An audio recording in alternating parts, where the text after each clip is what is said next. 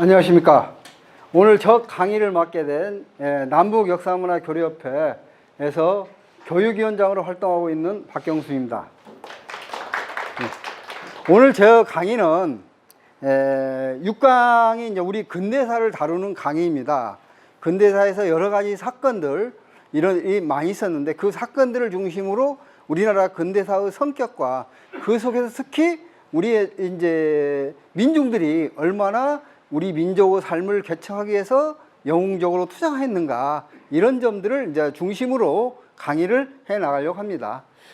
그런 점에서 이제 제가 오늘 첫 번째 강의를 맡게 되는 영광을 누렸습니다. 먼저 그 간단하게 저에 대해서 잘 모르실 텐데 저에 대해서 간단하게 이제 소개해 드리겠습니다.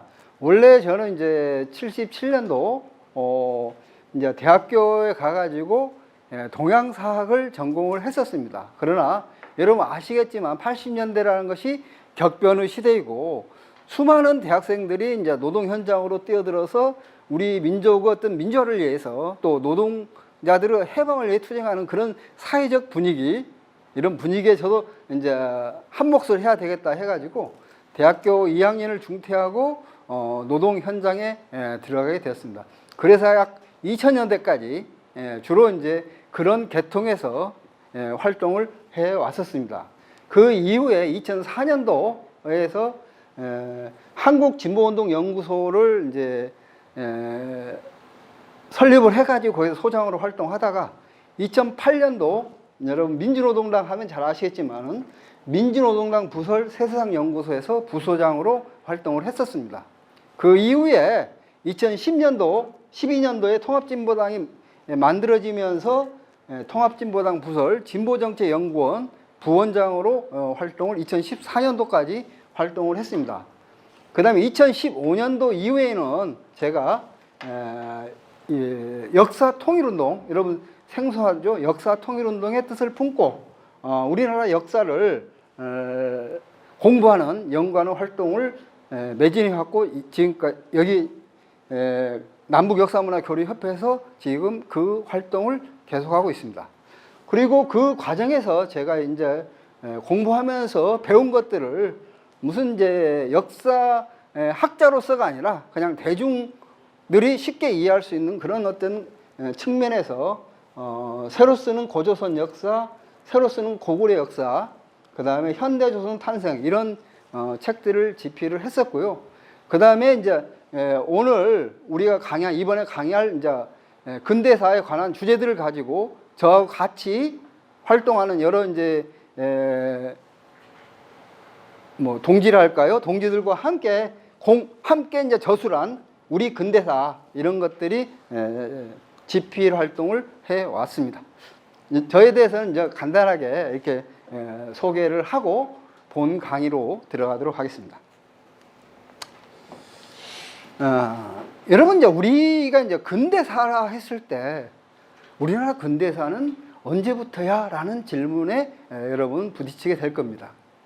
그리고 우리 근대사의 시작점을 규정해주는, 결정해주는 사건이라든지 이런 것은 무슨 사건인가? 이런 부분들이 이제 근대사를 공부하면서 맨 처음에 부딪히는 질문들입니다. 그런 점에서 많은 이제 우리나라 역사학자들에 있어서는 통일된 의견은 있지 않아요. 통일된 의견이 있지 않지만 대체적으로 이제 근대라 하면은 이제 봉건제에서 자본주의로 이제 발전하는 그런 시대다. 해서 자본주의 시작으로서 1876년 강화도 조약을 맺고 우리가 문호를 개방하면서 자본주의 길을 걷지 않았는가. 그래서 1876년이 강화도 조약이 우리나라 근대의 시작이다.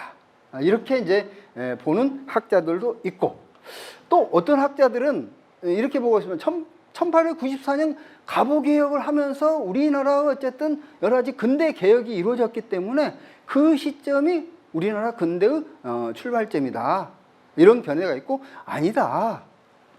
1860년대에 우리나라에 대해서 서양과 그야말로 서구와의 어떤 관계가 맺어지는데 이때를 기점으로 우리나라 근대가 시작되었다. 이런 여러 가지 설들이 있어서 통일되지 않았습니다. 그런데 문제는 이런 데 있죠. 근대라고 했을 때 이제 흔히 일반적으로 근대라는 것은 이제 보통 서구 근대를 가리킵니다.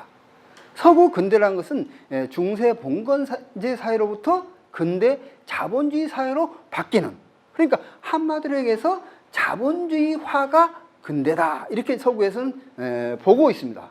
그래서 이와 함께 이제 서구 중세 시기에는 민족 단위로 국가가 있지 않았습니다. 그래서 주로 이제 중세에는 이제 봉건 영주 중심으로 영주 토지를 중심으로 각 지역이 이제 서로 이제 분할되어 있었는데, 자본주의 시대로 접어들게 되면서 서구에 있어서는 이제 근대 국민국가가 형성되었습니다. 프랑스, 영국, 독일 이런 이제 근대 국가는 사실상은 자본주의 형성과 함께 시작되었다. 그래서 그런 측면에서 서구에서 근대라고 하는 것은 민족 국가가 탄생하고 사회적으로 자본주의가 사회로 접어들게 되었을 때를 근대를 한다. 그러면 이 근대에 있어서는 특징은 뭐냐면은 근대에서는 과학기술이 급속하게 발전하면서 문명 개화가 활발하게 일으켰던 그런 시대가 근대다. 그렇기 때문에 이제 우리가 서구에서 근대라 하면은 어떻게 보면 희망과 낙관이 넘치는 시대, 그 다음에 밝음, 발랄함이 넘쳐나던 그런 시대, 이런 근대 시작에서 이제 문화예술상으로도 이제 낭만주의적 사조가 유행하게 된 거죠. 그래서 우리가 근대다 하면은 굉장히 밝음, 희망, 낭만 이런 것들이 떠오르는 표상이었습니다. 그러나 이런 서구 근대와 동아시아 근대는 저는 다릅니다. 왜냐하면 우리 근대가 아까 어떤 시점에 시작됐는가라는 것의 차이를 떠나서 우리나라 근대, 우리 민족에서 근대는 어땠습니까? 식민지로 접어들죠. 그래서 우리나라 민족은 우리 조선 땅, 그때 그 당시에는 이제 한국이 아니라 조선이었기 때문에 조선 땅을 떠나서 만주로 정등 고향을 떠나서 이주해야 했던 그런 비극 시대, 비참한 현실에 마주했던 그런 시대입니다. 단지 우리나라뿐이겠습니까? 동아시아, 동양의 가장 큰 나라였던 청나라, 중국 같은 경우도 마찬가지입니다. 1840년 동아시아에서 주로 이제 서구와 전면적 관계가 형성된 것은 안타깝게도 평화적인 관계가 아니었어요. 1840년 아편전쟁 아시죠?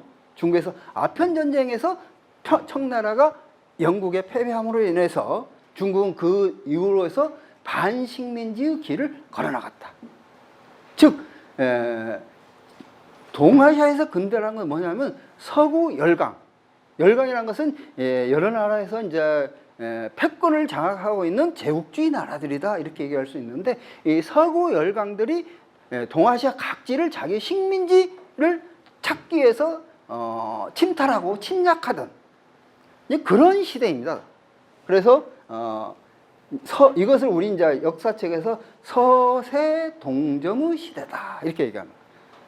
이게 동아시아에서 근대는 서세 동점의 시대다, 이렇게 볼 수 있죠. 그래서 에세의 침략으로 자생적 자본주의 길이 막히게 되고, 그로 인해서 그 나라 어쨌든 민중에게는 고통과 고난의 시대로 기록되고 있다. 그래서 동아시아 나라들에 있어서는 특히 우리나라 같은 경우는 식민지 반봉건 사회를 강요당하면서 주권이 강탈당하고, 우리 식민지에는 우리나라 주권이 강탈당했잖아요. 그 다음에 외세의 착취와 수탈로 민중이 고통을 받는 그런 시대가 동아시아의 근대다. 그래서 이 근대에서 우리 조선 민중, 동아시아 민중들은 중국 사람은 마찬가지죠. 일본을 제외하고 는 외세와 봉건에 대한 저항과 투쟁의 시대로 기록되고 있다. 그렇다면은 근대의 출발점이 언제였는가라는 것들은 바로 이런 외세의 지배와 침략으로부터 그 나라 민중들이 나라의 자주권을 수하고 투쟁에 떨쳐나선 그때부터 동아시아에서는 근대가 시작됐다라고 하는 거죠. 그래서 중국에서는 주로 아편전쟁, 1840년 아편전쟁 때부터 근대가 시작됐다라고 보는 겁니다. 그렇다면 우리나라에서 근대사의 출발점을 어디로 볼 것인가?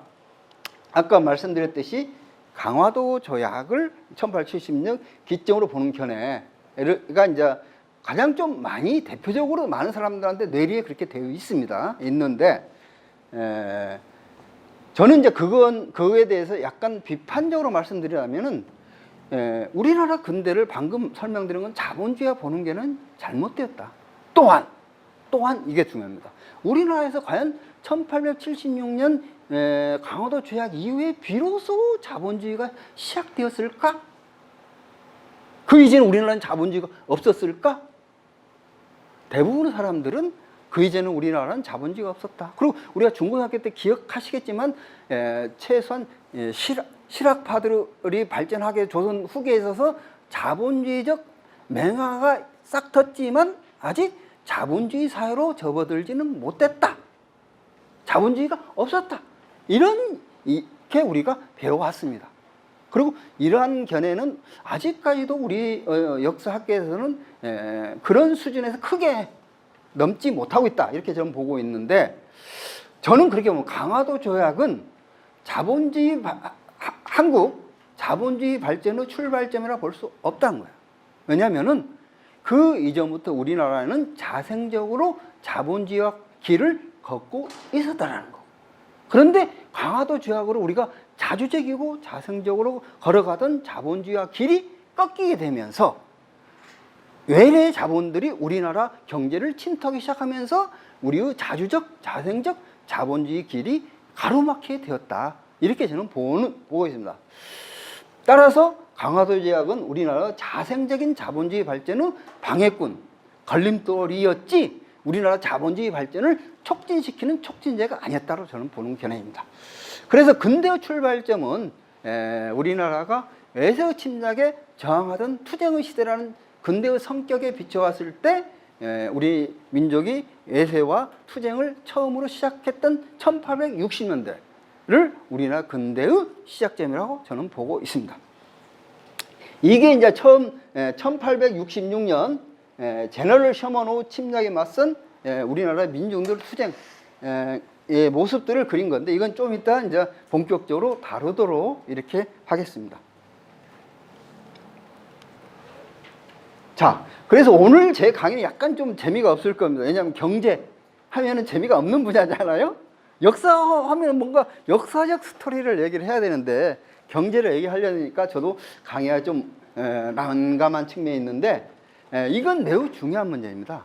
우리나라가 자생적으로 자본주의화의 길을 걷고 있었느냐 그렇지 않았느냐라는 것을 명확하게 정리하는 문제는 우리 아까 말한 것처럼 근대의 성격을 어떻게 규정하고, 예를 들어서 강화도 조약을 어떻게 볼 것인가, 모든 문제에 있어서 출발점으로 된다. 그래서 약간 지루하시겠지만 이 문제를 좀 다뤄보도록 하겠습니다. 그래서 우리나라 자본주의 관계 발생 문제 성격은 우리가 식민지 근대화론, 여러분 들어보셨을 겁니다. 식민지 근대화론이라는 것 자체는 분명히 일제가 우리나라를 식민지화한 것은, 그것은 식민지 자체가 부정적인 것은 맞다. 그러나 일제가 우리나라에 자본을 투자하고 공업화를 해줬기 때문에 일제가 아니었으면 우리나라가 경제 발전이 어떻게 되었을 것이며 자본주의로 발전이 어떻게 이룩될 수 있었겠느냐. 경제 성장했던 것은 전부 다 일제 어쨌든 덕분이라는 것도 부인할 수 없다. 이것이 식민지 자본주의로. 그래서 우리 학계 일부에서 아직까지 이렇게 주장하는 사람들이 있습니다. 이런 견해들은 우리 학계에서 아직 주류는 아니죠. 아주 비주류이면서 비주류이지만은 이런 어쨌든 견해를 여러분 스스로도 완전하게 혁파할 수 없는, 왜냐하면 한편에서는 그런 측면이 있지 않는가, 이런 생각들이 우리 머릿속에 남아있다는 거예요. 일본이 식민지화 되면서 우리가 공장도 짓고 뭐도 하고 해가지고 우리 공업발전이 그 덕분에 되지 않았는가, 이런 생각들이 여러분 머릿속에 남아있지 않느냐.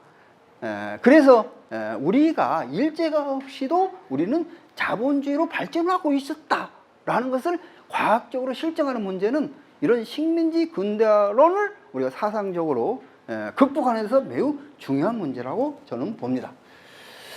그래서 그 점에 대해서 이제 설명드리면은, 물론 이것은 저 개인적인 뭐 어디서 이제 그 삼류 학설이 아니라 이게 이제 부구 역사학계에서 종합적으로 연구 정리한 이론에 기초한 겁니다. 여러분 저희 단체가 남북 역사 문화 교류 협회이니만큼 역사 문제에 대해서 남과 북이 서로 알고 이해하고 그걸 기반으로 해서 통일을 지향해 나가자 이런 이제 활동을 하는 단체이기 때문에 부구 역사에 대해서도 여러분들한테 소개하는 거 이건 매우 우리 중요한 우리 단체의 활동 중에 하나입니다. 그런 것에 기초해서 정리를 해보면은 우리나라에서 자본주의적 관계가 발생한 것은 18세기 초라는 거예요. 18세기 초라고 했을 때 여러분 아시겠지만 18세기 초는 1700 몇 년도 10년 20년 이런 때죠. 이런 때인데 이게 이제 1724년에 영조가 왕이 됐기 때문에 영조 이전에 숙종인가요?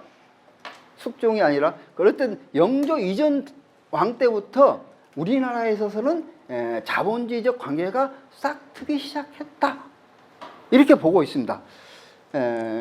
특히 이제 여러분 아시겠지만 자본주의란 게 뭐냐 크게 얘기하면은 노동자와 자본가가 있고 자본가가 자본을 대고 노동자가 임금을 받고 상품을 생산하는 그런 사회가 자본주의 사회예요. 이런 관계가 자본주의 관계인데 중세 봉건제 속에서는 노동자 계급이 존재할 수 없었습니다. 존재할 수가 없었어요. 모든 사람들이 신분제 사회이기 때문에 자기의 직업과 일하는 것들이 전부 다 사회 제도적으로 규정되어 있어요.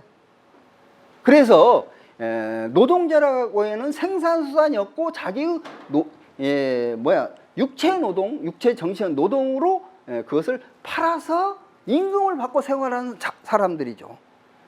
그런 사람들이 중세 봉건제에는 없었다는 거죠.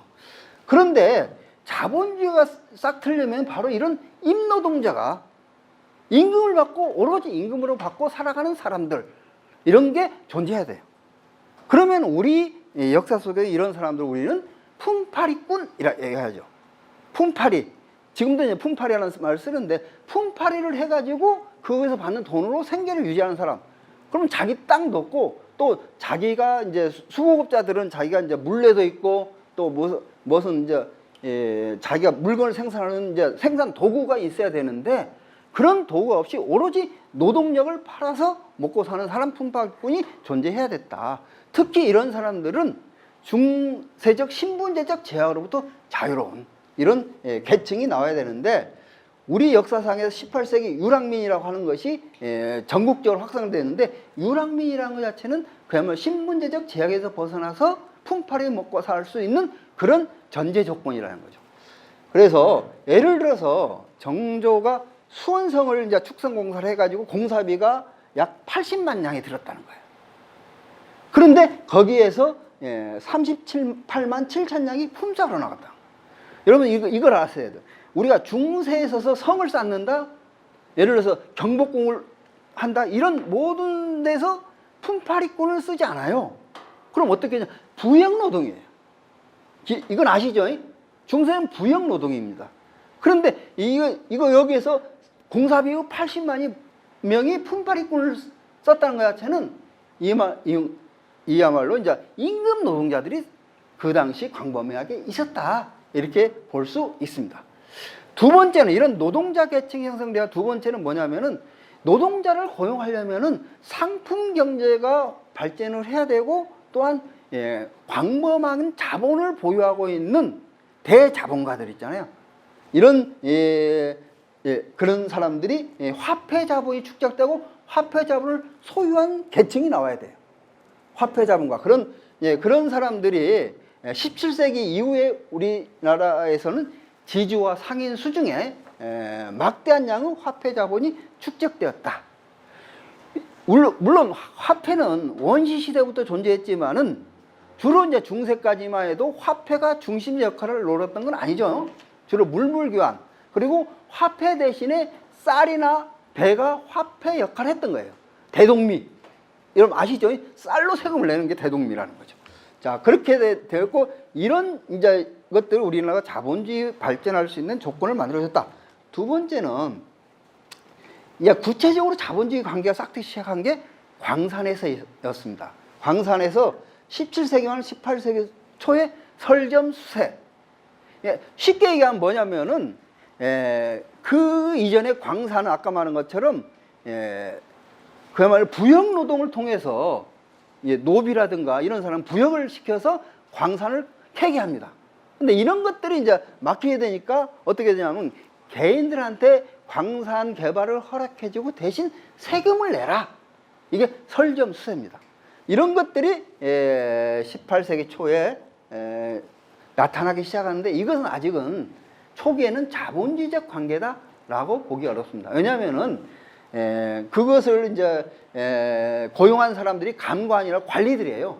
관리들이기 때문에 단지 그 사람들은 세금을 네가 얼마를 캐면은 10분의 1을 세금을 내라 하면 세금을 거두는 역할이기 때문에 자본가가 이 사람들을 고용해 가지고 품삯을 주고 광산을 생산한 건 아니라는 거죠. 이런 측면에서 아직은 자본주의 관계라고 할 수 없지만 이런 것이 나중에 뭐냐면은 1769년 영조 45년에 설점수세를 폐지합니다. 폐지하니까 그러면 이제 광산 개발을 민간인이 못 하잖아요. 그런데 그것이 아니라 더 활발하게 광산 개발이 이제 정부 통제를 벗어나 이루어지는데 이게 잠체입니다. 잠체. 잠체란 여러분 아시겠죠? 도둑 채굴이라는 거예요. 허가를 받지 않고 민간인이 자본을 가진 민간인이 광산을 개발하는 거. 이걸 잠체라고 해요. 왜냐하면 그때까지 이제 개인이 광산 개발을 못하게 보로 돼 있기 때문에 이제 불법적이거나 비법적인 그런 광산 개발이 횡행하게 되는 거죠. 그래서 광업의 세태가 아닌 잠체 형식으로 대상인이 잠체에 개입해 가지고 광산은 실질적인 경영주 자본가로 되었다는 거예요. 이때부터 자본가 노동자 관계가 만들어지면서 우리나라에서 자본주의적 관계가 만들어졌다. 그래서 광주 물주와 점꾼, 품팔이꾼 사이에 맺은 관계는 새로운 착취관계, 자본주의적 착취관계다. 자, 이게 설점수세에 대해서 여러 가지 이제 암행어사들이 그때 많이 돌아다니는 문제를 제기했는데 1858년 함경대에 파견된 암행어사 홍승윤은 정부에 낸 보고에서 설점수세점의 문제점 이것을 5가지로 들었습니다. 첫째, 광산이 한번 열리면 사방에 사람들이 모여드는데 매 광산에 모인 광부수는 수천 명에 달한다. 약간 과장이 있었던 걸로 보여져요. 수천 명은 아닌데 어쨌든 수천 명에 달한다. 그만큼 품팔이꾼들이 광범위하게 광산으로 모여들었다. 이런 것을 말하는 거죠. 그래서 오합지졸이 모여들어 간사한직과 도적질이 성행하고 평민들이 이익이 많은 광산에 모여들어 농사할 사람이 없게 된다. 광산지대 주민 거주지역이 형성되고 장이 열리자 물건값이 올라 백성들의 생활이 안정될 수 없다. 상인들이 광산에 투자하여 국가 재산을 탕진하고, 왜냐하면 광산은 국가 재산인데 상인들이 여기에 투자해가지고 국가 재산을 탕진한다는 거예요. 광산과 친척들의 생활을 어렵게 한다. 깽건설로 농경지가 파괴돼 농업생산 줄 이런 문제점이 사회적 문제로 등장할 때 할 만큼의 심각한 문제로 되고 있었다. 그래서 19세기에 들어가면은 막을 수 없는 현상으로 된 잠체. 1836년이죠. 자의정 홍석주가 정부에서 모르고 호주에서 관할하지 않는 사설광산이 있다는 거예요. 이런 사설광산이 있고 제멋대로 광산을 캐는 사건이 자주 있는데 고을 이제 원들이 이제 앉아서 보면서 금하지 않을 뿐만 아니라 도리어 이롭다고 하여 건달꾼 불황배들과 짝이 되어 무리를 지어 공공하게 돌아치면서 꺼리는 거 없다고 한 것으로 봐 당시 잠체가 성행하여 막을 수 없는 지경에 이르렀던 것을 보여주고 있습니다. 이렇게 이제 광산에서부터 우리나라의 자본주의가 만들어지기 시작했다. 그래서 이런 광산이 시작된 자본주의 관계는 다른 산업 분야로 이제 확산되기 시작합니다. 제철, 철강 분야에서 공장제, 수공업으로 발전하게 된다. 특히 이제 예를 들어서 여러분 홍경래은 아시죠? 거기서 우군칙 이희재라는 사람이 있는데 이 사람들은 이런 잠체를 개발한 광산주들이라는 거죠. 이런 사람들이 그다음에 그 당시 광산 규모로 보면은 황해도 홀동광산이라는 광산이 있는데 노동자가 550명, 광산마을 인구가 1,500명으로 그 당이 대단히 큰 규모 광산. 그다음에 노동자가 550명이었다는 거죠. 품팔이꾼. 이런 정도로 이 우리나라에서 자본주의 관계가 뿌리 내리기 시작했다 이렇게 볼 수 있고, 이런 광산 분야에서는 나중에 이제 철 가공 분야 이렇게 잠체로 이제 철을 몰래 캐는 사람들은 국가에 그걸 내지 않잖아요. 그래서 국가 국영 수공업장에서 만든 것이 아니라 민간 이제 제철업자들이 생겨나기 시작한 겁니다. 그래서 철 가공 분야에서도 이제 자본주의적 관계가 형성되기 시작한다. 그 다음에 이제 여러분 아시겠지만 녹고르 제조 분야, 안성 유기, 이게 녹고르시잖아요. 여기에서도 자본주의적 관계가 발생하고 발전하게 된다. 이런 것들이 있고, 19세기 이르게 되면 인삼 재배, 여기에서 이제 여러분 이제 인삼이나 종이라든지 이런 분야에도 자본주의적 관계가 발생한다. 그렇게 우리나라의 자본주의 관계가 싹 텄는데, 특징을 좀 정리해 보면은 아까 지금 광산이라는 것이 도시와 농촌으로 멀리 떨어진 곳이잖아요. 그런데 자본주의 발전의 속도와 폭이 굉장히 느릴 수밖에 없어요. 도시에서부터 시작됐으면 그 자본주의 관계가 급속히 확산되는데, 인구가 없는 산골에서부터 시작됐기 때문에 그 확산 속도가 더디었다. 그 다음에 두 번째는 상인 자본이 주도했다. 세 번째는 자본 축적이 참 미약했고 기업 규모가 작았고, 아직 공장제 수공업 시대. 아까는 공장제 수공업이 나타났긴 했지만 공장제 수공업 시대라는 건 전 사회적 분야에서 수공업이 공장제 수공업으로 됐던 그런 시대는 아니었다. 하지만 이런 속에서도 우리나라 한 발 한 발 자본주의 관계가 발전해 나갔다는 거, 이것만을 우리는 알 수 있습니다. 아까 뭐 좀 얘기하면은 정꾼들이 모여들어 이루어진 전말이라는 것들이 이곳저곳 있었다는 거. 그 다음에 이제 쇠부리 작업이라는 게 제철 분야잖아요. 여기에서부터 분업이 발생했다는 거. 이게 단순 협업이 아니라 분업, 이런 것들이 발생했다는 거, 이런 것들이 이제 우리 역사 기록에 나와 있습니다. 자, 이렇게 해서 1860년대 이전 거의 100년, 150년 동안 서서히 우리나라에서 자본주의 관계들이 뿌리내리기 시작했다. 이게 이제 우리 오늘 공부 전제고요. 그 다음에 이제 우리가 공부할 1860년대부터 저는 근대라고 했는데, 이 1860년대라는 게 우리나라로서 민족적 위기가 굉장히 이제 심화되는 그런 시기였다. 첫 번째는 서구 열강들이 이제 우리 한반도에 눈독을 들이기 시작했어요. 여기 표를 보게 되면은 1801년에서 1847년까지 약 50년 동안 서구 이항선, 서구 열강들의 배가 우리나라에 침범한 게 7회 정도 됩니다. 예를 들어 1932년 6월 몽군포 앞바다에 침입했고, 영국이 1945년 제주도 정의연에 침입했고 불평물을 강요했습니다. 프랑스 1846년 삼척 군함으로 홍주가 지금 홍성군이죠. 홍주에 침입했다. 그러나 7회에 불과했는데 1848년에서 60년 동안 50년 동안 치료했는데 12년 동안 20회에 불과하다. 즉 아편전쟁 끝나고 중국인 청나라가 넘어가기 시작하면서 청나라 옆에 붙어있는 한반도 전략적 중요성이 이제 서구 열강한테 읽혀지고, 본격적으로 한반도에 대한 눈독을 들이면서 침략의 마술을 이제 본격화되기 시작한 게 48년, 60년 이 기간 동안입니다. 이게 그러면서 1860년대라는 게 서구 열강의 침략과 침이 격화되는 그런 어쨌든 위기 상황이 조성되기 시작합니다. 두 번째는 봉건 체제의 붕괴가 가속화됩니다.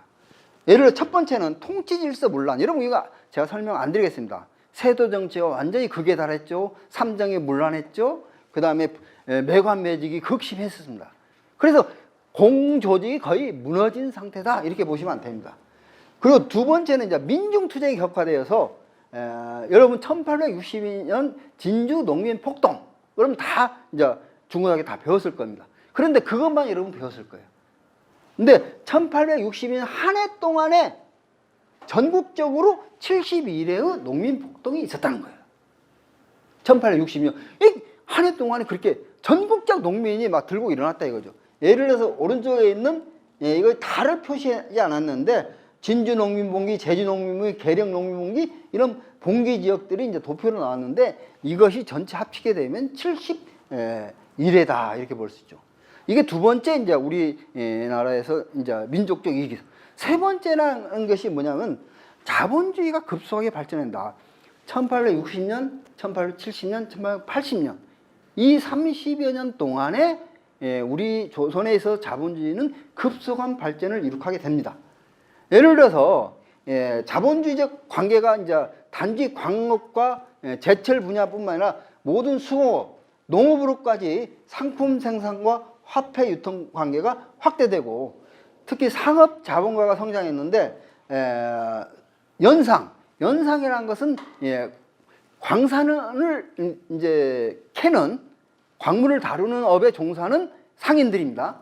그 다음에 선상, 배와 관련된 상인들이에요. 배를 소유하고 있거나 항만을 장악하고 있는. 그 다음에 이제 만상이라는 것 자체는 뭐냐면은 의주 상인이에요. 청나라와 교역을 하는 상인들. 그 다음에 류상, 버드나무 상, 그게 평양 상인. 그 다음에 송상, 개성 상인. 그 다음에 경상, 경기도, 수도, 한성 상인. 그 다음에 이제 동래상은 부산 상인 등 각 지역에서 대상인 자본가들이 만들어지게 된다. 그 다음에 광업수공업에서 이제는 공장적 수공업 단계로 발전하게 되고 1870년, 80년 되면 공장이 설립되게 된다는 거죠. 이런 속에서 이제 1863년 여러분 아시겠지만은 대원군이 집권하게 됩니다. 대원군은 아시겠지만 여러분들이 아시겠지만은 그 사람 꿈은 뭐냐면은 이런 어쨌든 세도 정치를 타파하고 어떻게 왕권을 확립해 가지고 좀 질서 정연한 봉건 체제를 다시 만들 것인가. 그래서 왕권을 확립하기 위한 어떤 개혁. 그래서 이건 그 시대의 흐름과 요게 맞지 않는 반역사적 개혁이죠. 왜냐하면 조선 왕조 초기 왕권이 확립했던 그런 시대로 돌아가자는 개혁을 하게 됩니다. 그래서 반동적 개혁이었지만은 그리고 이제 세국 정책 이런 것들이 올바른 정책이 아니다 이건 배웠죠. 그런데 이제 대원군을 우리는 나쁘게만 봐서는 안 된다. 그래서 뭐냐면 그 과정 속에서 세국 정책이라는 것 자체가 단순히 무식해서 세국 정책이 아니라 아까 얘기했지만 서구 열강들이 중국을 침략해 가지고 아편전쟁 그다음에 제2 아편전쟁에서 중국을 반식민주하는 모습을 보고 서구 열강이 조선에도 침략해 들어올 것이다. 그래서 침략을 막아야 된다 해가지고 이제 세국 정책을 썼는데 그 세국 정책 쓴다고 해서 침략이 막아지느냐 이건 잘못됐지만 부수적으로 그 사람은 그래서 국방력을 강화해야 되겠다 해서 국방력 강화 정책을 썼다는 점에서는 긍정적인 의미를 부여할 수 있다. 그래서 80%는 잘못됐지만 20% 정도는 잘한 것도 있다. 잘한 게 뭐냐? 서구 연락의 침략에 대한 대비책을 모색을 했었다는 것. 이런 것들이 대원군의 저에 대한 인상입니다. 이런 속에서 이제 1866년에 제너럴 셔머너 사건이 이제 발생하게 됩니다. 제너럴 셔머너 사건은 여러분 많이 아시겠지만은 서양 상인 배가 대동강 거슬러 올라왔다가 평양 시민에 의해서 불타버린 사건 이 정도 알고 있죠. 근데 여러분들이 많은 언론에 알고 있듯이 첫 번째는 우연적 사건이었다. 이렇게 보는 경향이 많아요. 두 번째는 상인 배였고 이 사람들이 교역을 하자는 것이지 침략을 한 건 아니지 않느냐. 이 두 가지 이제 여러분들의 생각이 있을 거랍니다. 이제 그 두 가지 측면에 대해서 오늘 제가 말씀드려 볼까 합니다. 첫째에 있어서 가장 중요한 것은 제너럴 셔머너는 침략선이라는 점을 명확히 해야 된다. 왜 그러하냐? 미국의 대한반도 정책을 먼저 알아야 된다. 1860년대 미국의 대한반도 정책은 우리는 아시아의 내륙의 연락지점, 즉 식민지 영토와 같은 것을 필요로 하는 상황에 직면했다. 공식 보고서에 이런 것들이 이제 미국에서 나오게 된 겁니다. 미국에서 우리 이 한반도 문제가 조선 문제 처음 의회에서 거론된 게 언제인지 아십니까? 1840년, 5년도입니다. 이때부터 이제 조선의 이제 정책에 대해서 이제 논의하기 시작하는데 1845년만 해도 미국은 그 당시에 이제 태평양 국가가 아니었잖아요. 그 당시 이제 요즘 캘리포니아주는 멕시코가 소유하고 있었는데 1846년에서 48년 3년 동안 미국하고 멕시코 전쟁을 통해서 캘리포니아를 미국이 먹었단 말이에요. 그러면서 이제 태평양 국가가 된 거예요. 본격적으로 이제 1950년 들어가서는 요즘 말하면 캘리포니아 지역에서 그 이전에 이제 이 조선에 올라오면 저 대서양을 거쳐서 저 남아프리카 희망봉을 거쳐서 인도를 거쳐서 이렇게 왔어야 되는데 이제는 태평양 건너면은 이제 세계에서 가장 멀었지만 이제는 영국보다 훨씬 빠르고 프랑스보다 빨리 이제 한반도에 올 수 있는 그런 조건에 놓여 있습니다. 그러면서부터 본격적으로 조선 침략 문제가 여러 차례에 이제 의회나 이런 국무성 이런 데서 논의가 되었다는 것, 이런 것들을 먼저 우리가 알아야 된다. 두 번째는 제너럴 셔먼호는 군함이에요. 군함. 우리가 의회는 상업을 하는 상인 배가 아니라는 거예요. 원래 제너럴 셔먼호의 본 이름은 샌프란시스코 국립박물관 소장 문서에는 프린세스 로열 호입니다. 프린세스라는 공주죠. 로열호인데 원래 남부군이 건조했어요. 미국에서 이제 1862년에서 65년 남북 전쟁이 있었는데 남부군이 했는데 북부군이 이것을 이제 획득했어요. 그래서 이름을 바꿨는데 제너럴 셔먼, 흔히 제너럴 셔먼은 셔먼 장군이에요. 셔먼 장군이 남북 전쟁에서 혁혁한 공헌을 남긴 북부군 장군 이름이에요. 그래서 이건 명백히 미국의 공식적인 군함이었다는 거, 이런 것들이 문서상으로도 증명되고 있다. 그래서 여기에는 해군 해상봉쇄함으로 기록되어 있다. 그 다음에 이때 이제 이 선장이었고 선주는 프레스톤인데 이 사람이 미국 장교였어요. 미군 장교였어요. 그러면 미국 배가, 미국 해군 소속의 배와 미국 장교가 어떤 지역을, 예를 들어 홍콩이라는 데서 떠났을 때에는 반드시 미국에 보고하게 돼 있어요. 국가에. 그래서 이것이 우연히 장사하러 왔다, 이건 통하지 않는 거예요. 문제는 미군이 이걸 조선을 침략하면서 위장을 해요. 우리는 조선에 뭐 이렇게 물건을 팔러 간다라고 소문을 막 중국 청나라에 이제 퍼뜨립니다. 그렇게 해가지고 마치 상인들의 배, 상업하는 활동하는 배처럼 위장했다는 거죠. 어제는 그 과정에 대해서는 이 점이 이제 가장 핵심적인 겁니다.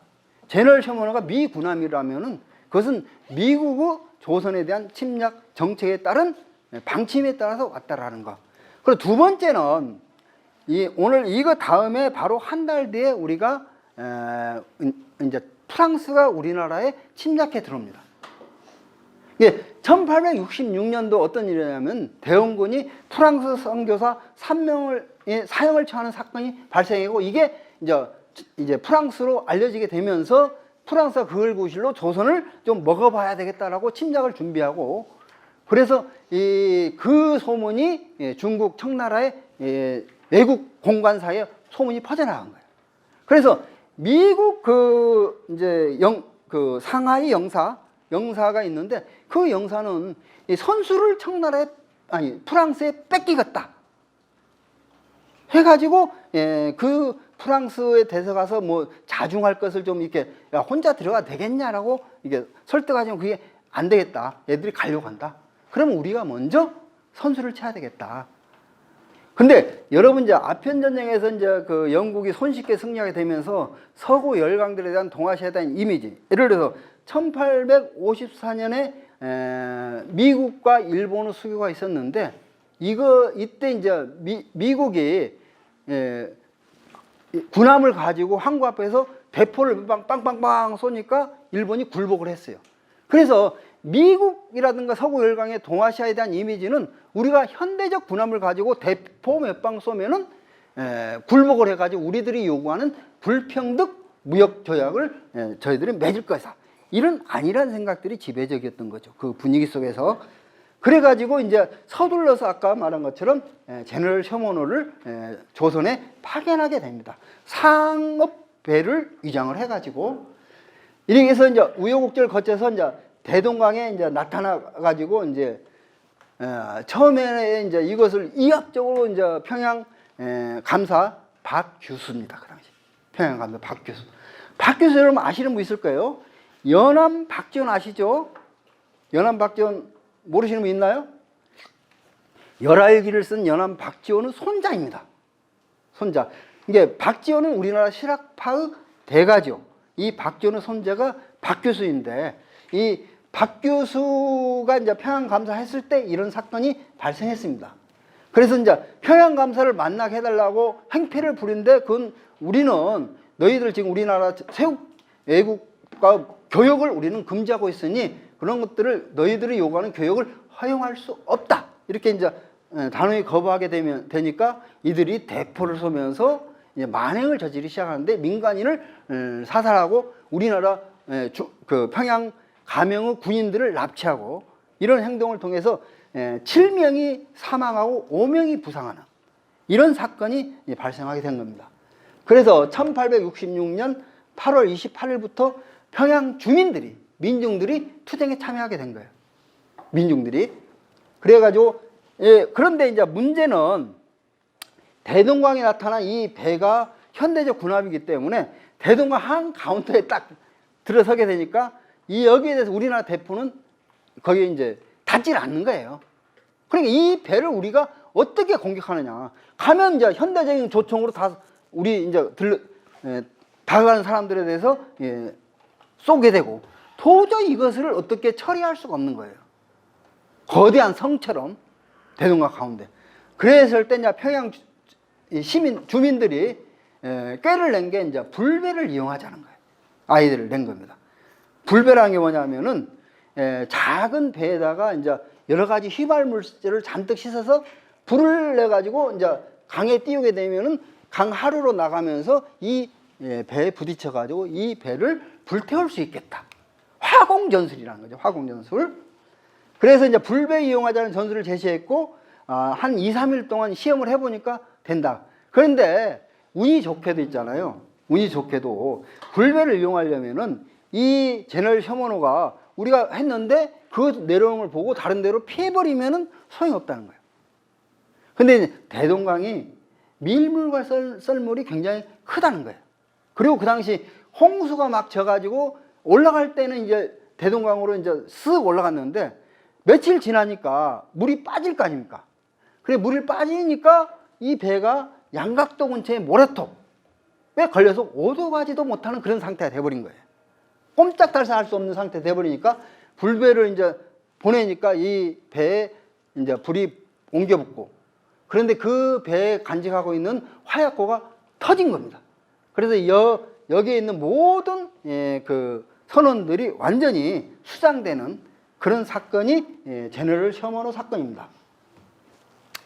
이 투쟁은 실제로 이제 그 앞으로도 보고 알겠지만은 우리 민족 이게 나라 큰 일이 있을 때마다 근대사에서 특징은 뭐냐면 오늘 계속 다루겠지만은 나라에 큰 일이 있을 때마다 관리와 군인들도 뭐 싸우지만은 그들보다는 이 주민들 민중들이 투쟁에 앞장섰다는 현실입니다. 그리고 이 투쟁도 역시 여기 그림에 나와 있듯이 이게 제너럴 셔먼호 모습입니다. 그 배의 사진이 아니라 그 모형도라고 저는 보여지는데 인터넷에 있길래 제가 올렸고 이것은 이제 불배의 전술을 썼던 이런 사람인데 여기 사람들이 평양 주민들입니다. 주민들이 아이디어를 냈고 주민들이 투쟁에 나섰게 되었다는 거. 그래서 반해세 투쟁 의지를 과시하게 되었고 우리나라 국방력을 강화하는 계기가 되었다. 그래서 이제 우리나라 역사학계는 뭐 이런 견해가 이제 소수이지만 북쪽의 역사학계에서는 근대의 출발점을 알리는 사건이었다. 그래서 우리나라 근대의 시작점은 1866년 제너럴 셔먼호 사건부터 시작되었다. 이렇게 이제 다수설로 정리되어 있습니다. 그 다음에 그로부터 약 한 달이 지나지 않았을 때 프랑스 침략자들이 이제 무력지우 이걸 우리는 병인 양요다. 병인년에 있었던 그 서양 사람들을 소요해서 병인 양요라 치렀는데 프랑스가 조선 진국을 결정한 게 1846년, 아까 나왔죠. 세척의 배로 왔었다고 했잖아요. 47년 조선 진국을 실패했습니다. 그 다음에 1855년에 국가 정책으로서 조선 침략으로 불평등 통상조약을 체결하자. 그런데 이제 지정학이라는 게 요즘에도 이제 우크라이나 문제 때문에 지정학이라는 게 많이 이제 횡행하는데, 한반도 지정학적 특징이라는 것 자체는 1860년대 되면 이제 중국 분할이 이제 서구 열강 최대의 관심사예요. 그런데 상해부터 텐진에 이르기까지 거의 다 분할이 됐어요. 독일이 이제 차지하고 있는 게 저 어디죠? 청도. 청도는 독일이 차지했잖아요. 이런 식으로 홍콩은 이제 영국, 뭐 이런 식으로 나라가 이제 분할했는데, 유일하게 남은 땅이 뭐냐면은 만주예요. 만주. 그리고 만주는 그 당시 러시아도 호시탐탐 노리고 있어요. 그럼 서구 열강은 만주를 먹고 더 나가서 시베리아로 진출하는 것이 전략적으로 이제 자신들의 꿈이 되어버린 겁니다. 그러려면 우리가 만주로 진출하려면은 거쳐야 될 곳이 뭐냐면은 한반도예요. 우리 한반도. 그래서 한반도가 그 자체 통상을 통해서 이득을 보자는 측면도 있지만, 그것보다도 정치, 군사적, 전략적 중요성 내다본 거예요. 그래서 한반도에 눈독을 들이기 시작했다. 이렇게 볼 수 있는 거죠. 그래서 1866년 9월 8일 날 무력 침공을 결정하게 되고, 1차 침공이 9월 18일에서 9월 31일까지, 이때는 이제 사전 정탐하고 이제 측량 이런 목적으로 왔어요. 그래서 본격 침략은 1866년 10월 13일에서 11월 18일. 이건 이제 양력일입니다. 우리가 역사책을 보다 보면 그 당시 이제 국가에서는 음력을 썼기 때문에 이조실록 같은데 그런 때는 전부 다 거기에 나온 날짜들은 음력이에요. 그래서 양력을 우리가 바꿔놓은 거예요. 1860년 10월 13일에 11월 18일까지 있었는데, 무장 규모는 7체의 군함이고 1200여 명의 군대, 한포 66명. 그래서 군대가 1200명 정도밖에 되니까, 우리가 요즘에는 전쟁하면 10만, 20만, 30만 하니까 되게 그 정도 가지고, 그런데 그 당시 서구 열강들의 동아시아 침략은 이 정도면은 최대 병력이라고 볼 수가 있는 거예요. 군함 7석 이런 것들이기 때문에, 왜냐하면 기본 전략은 겁을 주어서 항복을 받아내는 전략이에요. 이걸 가리켜서 함포애교라고 합니다. 함포애교. 이런 거죠. 그리고 그 전에 이제 1차 때 사전에서 이 대규모 큰 대형 배가 한강을 거슬러 올라올 수 없다. 이런 걸 파악을 해가지고, 저기 이제 그 강화도 저쪽 큰 곳에 이제 큰 배를 정착시키고 작은 배를 이용해서, 이제 강화도를 점령을 해가지고 한강 하구를 봉쇄하면서 그걸 가지고 조선 정부를 협박하자. 이게 기본 전략이었어요. 그래서 전략대로 이제 강화읍성하고 통진부를 장악했어요. 10월 16일 날. 강화읍성 있고 그 건너편이 통진부잖아요. 지금도 통진이라고 하는데, 두 곳을 딱 장악을 했어요. 이제 그리고 그 한강을 막았죠. 그럼 이제 조선 정부 당연히 항복하고 나와야 되잖아요. 근데 그게 아니었어요. 그러면서 조선 정부에게 투쟁 의지를 굽히지 않고 한강 유역 일대에 4천여 명이 결집했어. 이 4천여 명 중에는 군인들도 있지만 민간인들이 의병 있잖아요. 의병들이 전국적으로 어마어마하게 몰려들었어요. 처음에 포수들 있잖아요. 포수들 이런. 그리고 우리나라 특징은 이제 국난이 있을 때마다 민간이 이제 중요한 역할을 했다는 것. 이걸 여러분들이 좀 기억을 해 주셨으면 좋겠다. 그래서 이제 그 당시 정권을 잡고 있던 대원군은 타협론을 일축하고 비타협적 투쟁론을 결정했습니다. 물론 그 당시에도 조정에 가면은 투쟁론과 타협론이 막 논쟁되는 거예요. 그리고 이 당시 프랑스군이 강화읍성을 장악했다니까 한양에 있는 양반들은 보따리 싸가지고 피난 가게 급급하고, 흔히 관료들은 있잖아요. 관료들은 이만큼 타협적이고 투항적인 세력들이 항상 많이 있게 되는 거예요. 그러나 그 당시만 해도 이제 대원군이 강경한 입장을 가진 데다가 여기저기에서 민중들이 투쟁을 걸기하고 나서니까 온갖 타협론이 등장할 그 수가 없었습니다. 그래서 이제 강화도 한강 지역에 병력을 배치했는데 군대 2,000명, 포수 500명, 의용군이 4,000명이래. 이거 의형무형 일반 민간인들이라는 거 여러분 아시겠죠?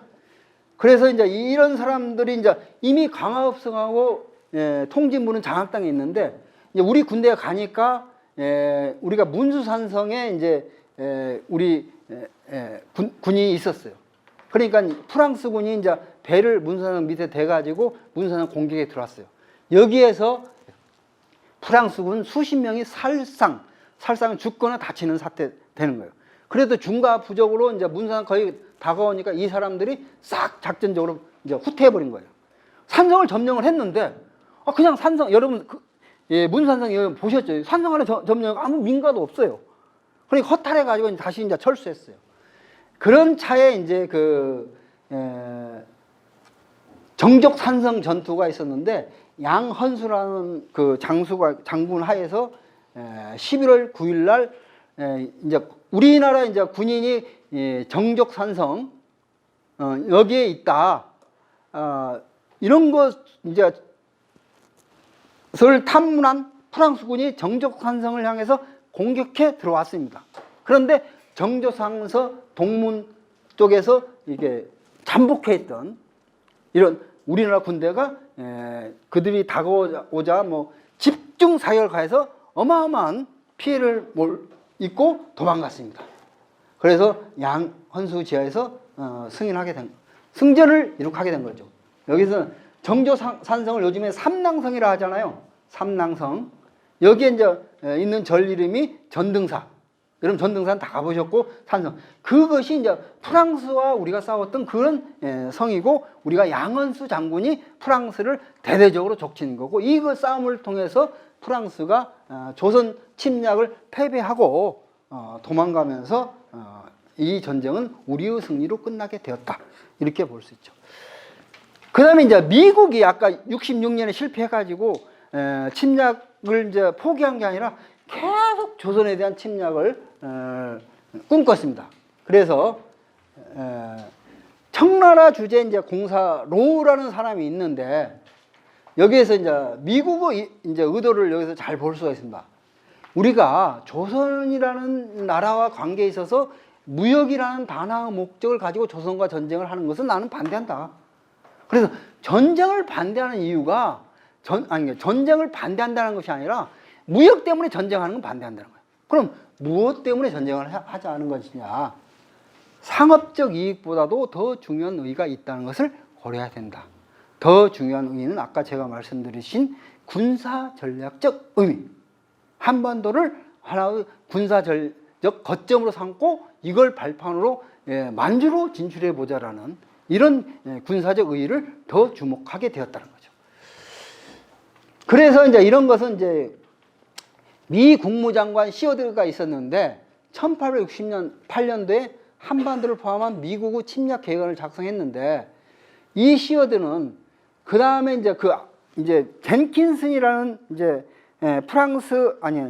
미국의 이제 상해 주재 영사가 있었습니다. 제가 상해인지 영사가는 확실한데 이 사람이 그 어떤 기발한 아이디어를 이제 제출한 겁니다. 무슨 기발한 아이디어냐? 조선은 애로부터 조상을 모시는 풍습이 굉장히 강한 나라다. 만약에 대원군의 아버지 남영군이라는 사람이 있는데 그 묘가 충남 홍성에 있는데 이 묘를 우리가 도굴해 가지고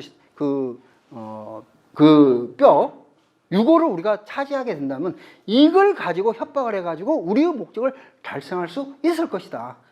이런 아이디어를 제출하게 된 겁니다.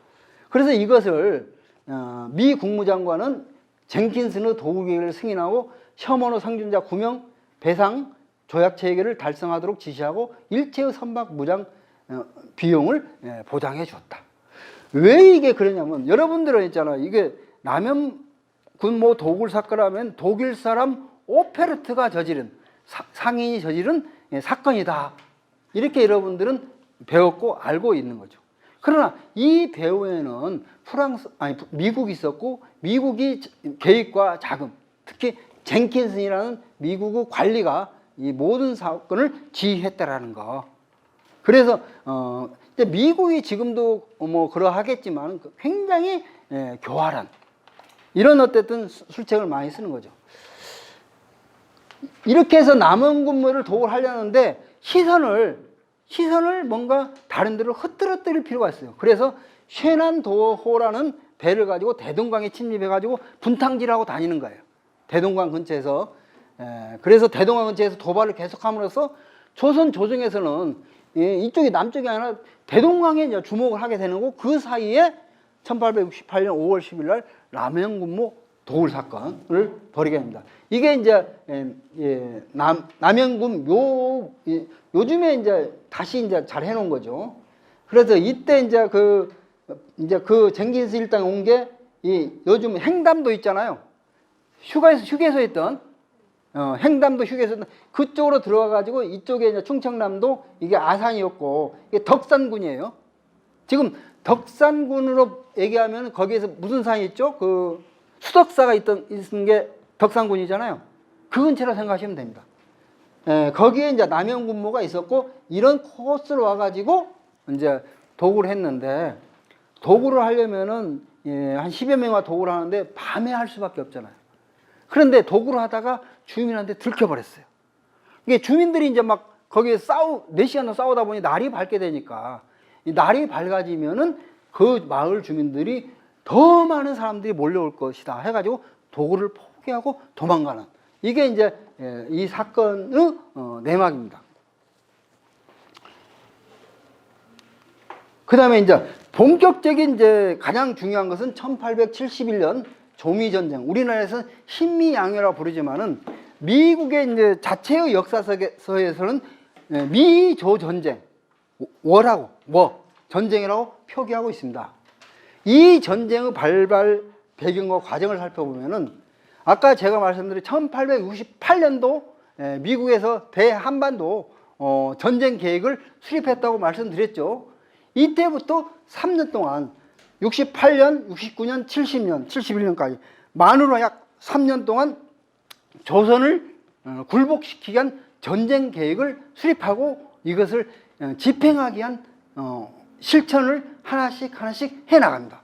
가장 중요한 것은 1869년 상반기에 군함 콜로라도호, 알래스카호, 베니시아호, 팔라스호, 이 군함을 요즘에는 항공모함이에요. 예를 들어서 항공모함, 요즘식으로 하면 이 가장 큰 군함을 청나라에 이제 보냅니다. 한 번 이 군함이 가려면 6개월 이상 걸리니까 이게 1869년도에 이제 상반년에 보내고, 이런 정도 무장력이라면 미군이 해외에 파견할 수 있는 최대 무장력이다.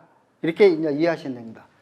1869년 말 캘리포니아 주지사 출신 로를 청나라 주재 미 공사로 임명하고 조선 침략 정권을 부여했다. 이게 주지사 출신을 청나라 공사로 임명한 것 자체는 이 조선 침략을 위한 이 목적을 위해서 새로 이제 힘 있는 공사를 이제 임명해서 파견한 거예요. 얼마나 치밀하게 1871년 전쟁을 준비했는가를 알 수가 있는 거죠. 그 다음에 1870년 4월 20일 양력으로 청나라 주재 미 공사에게 조선 침략 계획을 하다라는데, 주요 내용을 보면은 조약 체결을 목표로 일본과 교약 제시. 근데 일본과 이제 1854년에 일본이 미국과 수교를 했는데, 수교 특징은 한포 외교에 굴복해가지고 불평등 조약. 맞죠? 불평등 조약을 맺어라. 그래서 무력으로 제압하고 협박해가지고 어쨌든 불평등 조약을 체결할 것을 지시하는 거죠. 그래서 그 당시에서 이제 우리가 얘기하면 이게 많은 사람들이 이렇게 생각하면, 야, 그거야말로 서로 무역하자는 것이고 약간 불평등하더라도 참고 무역을 하면은 나중에 발전할 수 있지 않느냐, 이런 어쨌든 생각을 하는 사람들이 많아요. 그런데 그 침략 수법을 보면 첫째 있어서 처음에는 이제 수교 불평등 무역 조약을 맺어요. 그럼 2단계 서양의 값싼 물건을 팔아먹고 우리나라의 금은보화를 약탈해 나가요. 그럼 우리나라 경제가 피폐해지지 않겠어요?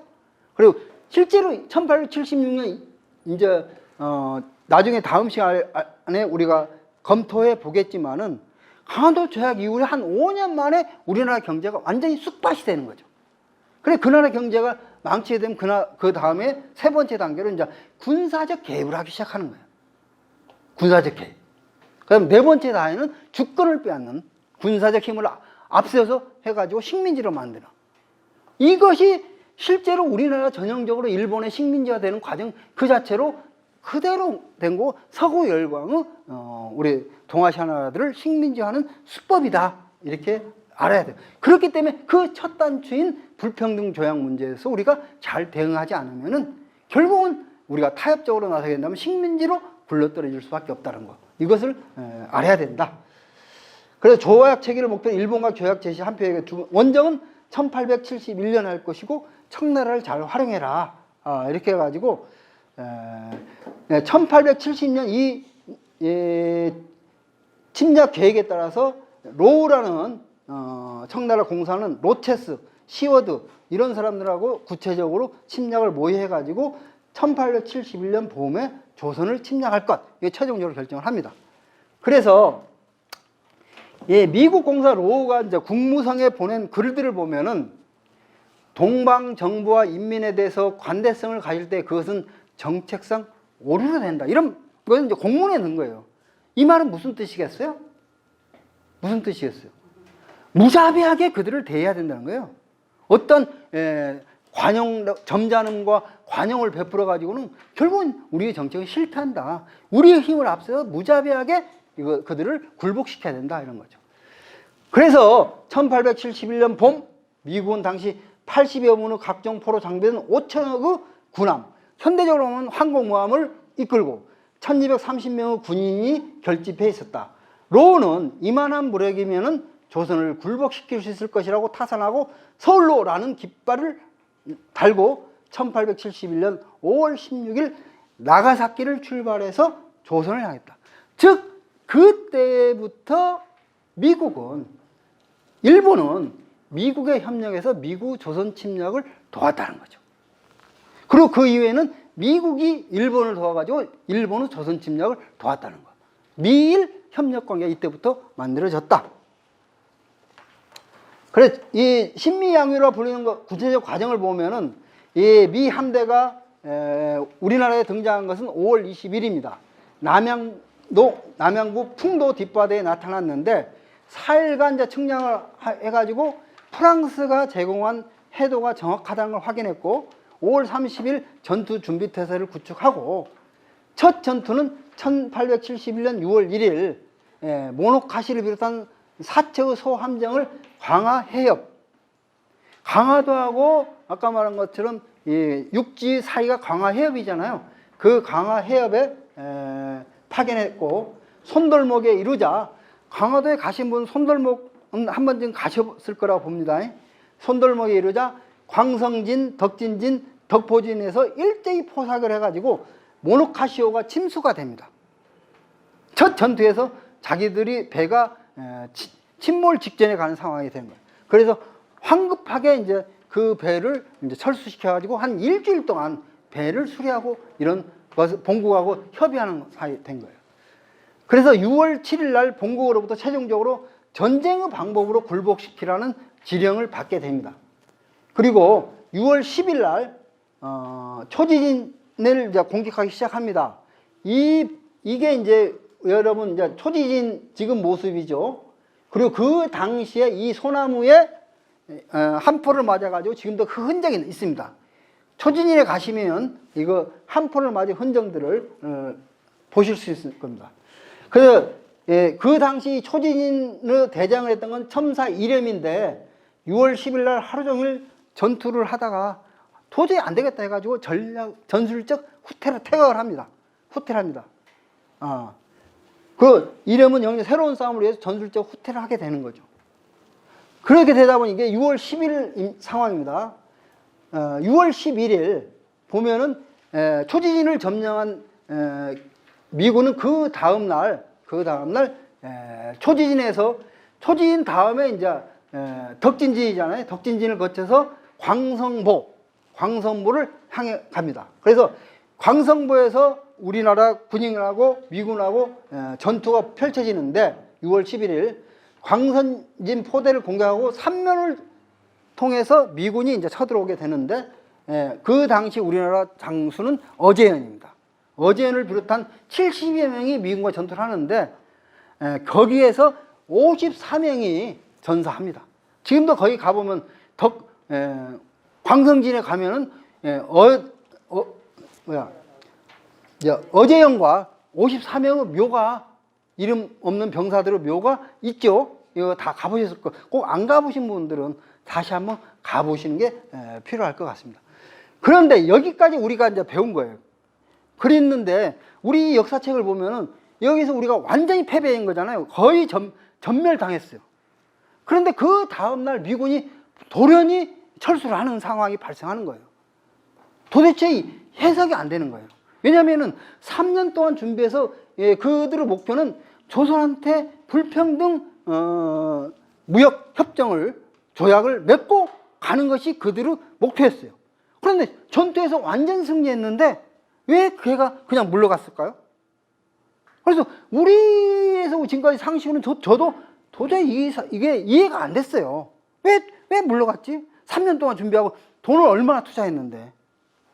그런데 거기에서 보면은 그날 밤에 아까 첨사 이름이 아까 이제 초진이 싸우다가 전술적 후퇴했는데 광성보를 장악한 미군이 그날 밤에 초진에 수경을 했어요. 왜냐하면 거기 시체가 늘비한 곳이니까 거기서 초진에 수경을 했는데 밤에 야간 기습작전을 펼친 거예요. 그래가지고 미군은 100여 명의 사상자를 내고 야간 습격은 대성공을 거둔 거예요.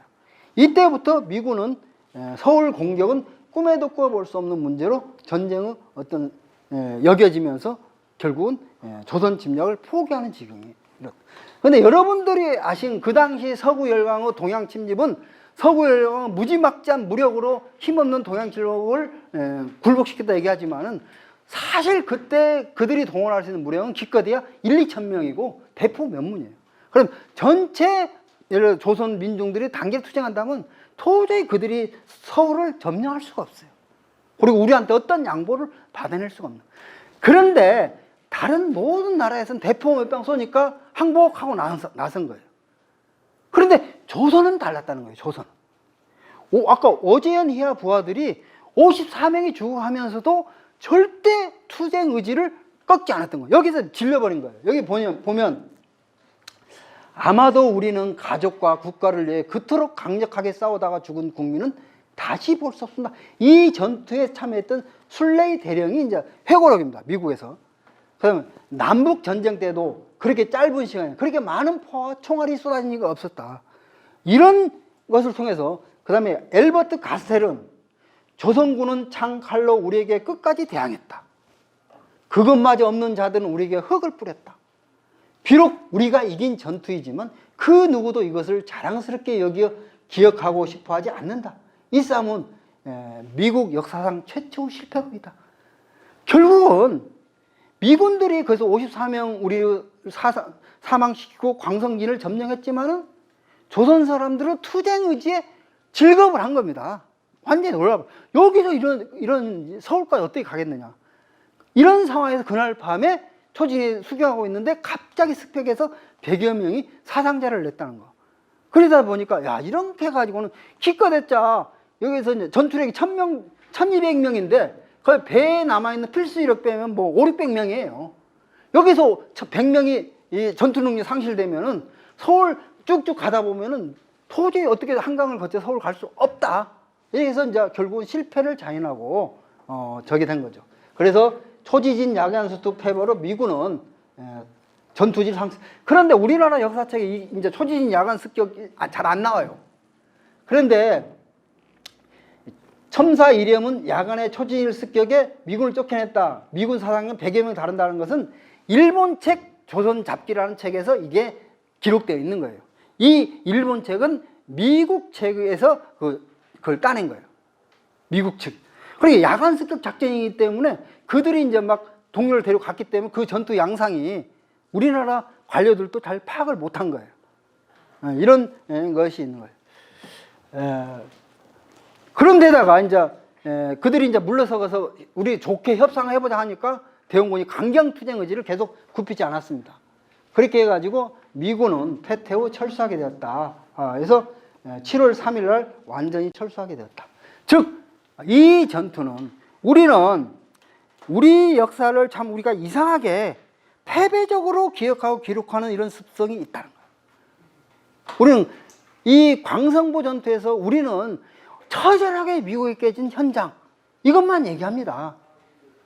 그러면 사람들한테 미국은 무서운 나라다, 이런 생각만 지고, 우리가 이 전투에서 그러면 미국이 왜 조선 침략을 포기해 갔느냐? 합리적으로 그걸 우리는 따져나가야 돼. 역사학자라면. 그건 안 따지는 거예요. 그럼 뭐냐? 미국이 조선을 그냥 먹으려고 온 게 아니다. 그냥 우연하게 왔다가 그냥 우연한 충돌설 이걸로 다 떼어 넘기고 맙니다. 그럼 어떤 군인은 하나하나 행위도 우연히 발생한 사건은 없다. 특히 알다시피 문서적으로 미군은 3년 동안 이 전쟁을 준비했는데 여기서 아무런 소득 없이 패퇴하고 도망갔다는 것 자체는 그것은 어떻게 해석할 수 있겠느냐? 이런 것은 특히 그런 점에서 좀 우리가 이 전쟁에서 1810미양에서 승리했다. 이 점을 명확하게 이해해야 된다. 이 승리의 요인은 우리 군인들의 결사투쟁의 정신. 아까 광성진에서 우리가 54명이 사망했지만 우리 군인이 보여준 결기, 투쟁의지, 여기서 즐겁을 한 거예요. 그 다음에 초지진 기습전을 통해서 전술적 승리를 이룩했다. 세 번째는 조선 군민의 일체단계 비타협적 투쟁 결심. 이 세 가지 요인으로 인해서 1871년 조미 전쟁은 조선의 승리로 끝났다. 이게 중요한 것은 조선의 승리라는 점을 명확히 우리가 이해해야 된다는 거죠. 그래서 이 투쟁이 갖는 의의를 보면은 이 세 번의 어쨌든 이제 미국 조선 침략, 예를 들어 1866년 제너럴 셔먼호, 그 다음에 1868년도 그 남영군묘 도굴사건과 1871년 그 다음에 신미항용, 이 세 번의 어쨌든 조선 침략을 다 실패로 끝나게 된 미국은 조선 사람들한테 즐거움을 하게 되면서 직접 침략할 수 없겠다, 이런 생각을 갖게 된 겁니다. 그 틈을 이제 일본이 파고들었다. 미국을 등에업고, 이것은 다음 시간에 이제 우리가 살펴볼 내용이지만, 그래서 이 1871년 신미양요 조미 이제 전쟁에서 투쟁의 역사적 의의를 보면은 서구 열강의 식민지와 야욕을 분쇄하고 나라의 자주권을 수호할 수 있었다. 두 번째는 서구 열강의 한포 외교를 허점을 폭로하고 단결된 투쟁으로 격파할 수 있다는 자신감을 확보했고, 특히 동방, 중국과 우리나라 뭐 이런데 동방의 민족해방 운동에 긍정적 영향을 제공했다. 예를 들어서 그 당시 청나라에는 평양과 강화도에서 두 침략자의 흉악한 창끝이 두 차례나 꺾였으니 이로 미로보와 서양 침략자를 멸망시킬 때이다. 중국에서 이런 여론이 만들어졌다는 거예요. 그 당시 용호간록이라는 책에 기록되어 있는 이런 겁니다. 이걸 계기로 이제 우리나라에서 민족적 각성이 높아지게 되면서 우리 민족운동 발전은 새로운 계기가 만들어지게 되었다. 이렇게 이제 그 투쟁을 우리는 이곳이 이제 그 광성보 항공사진입니다. 여기서 그래서 우리는 이 투쟁을 통해서 우리 민족이 아까 프랑스, 미국 이 두 나라의 어떤 외래 침략자의 투쟁에 민중의 단결된 힘으로 견결히 맞서 싸워서 승리했다라는 것. 그래서 우리 근대사의 출발점에서는 우리 민족의 단결된 투쟁의 위력, 힘들을 우리는 다시 이번 학습을 통해서 자각해 볼 필요가 있겠다. 이렇게 마지막 말씀을 드리면서 제 강의를 여기서 마치도록 하겠습니다. 감사합니다.